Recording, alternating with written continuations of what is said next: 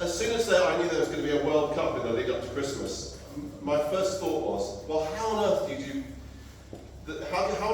Advent, the sort of stuff that leads up to Christmas Day in the midst of football? And how do you find a way of linking the two of them together in your material? And I've thought long and hard about this. It was Jana that made that brilliant connection with, of course, the World War I trenches. That extraordinary story of this sudden Christmas truce, or multiple truces, of course. The nature of communication at that point was that those truces were spontaneously called up and down the line.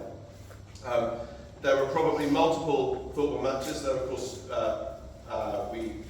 there were one or two more famous ones. And I found myself reflecting on, well, what about Christmas evoked all of that?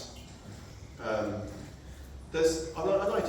don't know. This is something that we could reflect on. I think there's something deeply personal about the end of conflict, isn't there? It's the best way to end the conflict is to build a personal connection, to rehumanise the people on the opposite side. And of course, that's why a lot of the generals and so on were horrified about these football matches.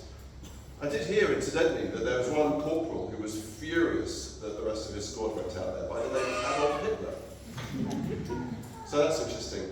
But I suppose I found myself reflecting that those who crossed, that in each of those football matches, there had to be somebody who first put their head up and had the courage to stand into no man's land and start drawing people together.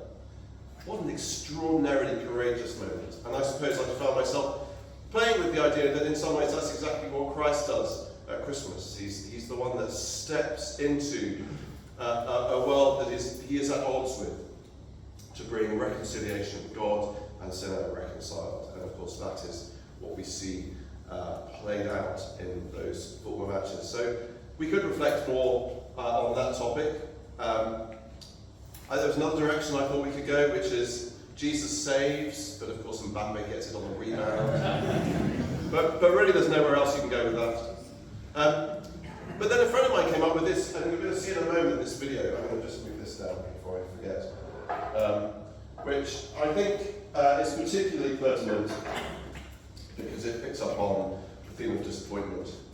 And I suppose one might say, after last night, that the real link here is that even in the midst of dashed hopes and disappointments, the Christmas story is one that's about sure and certain hope that can never disappoint.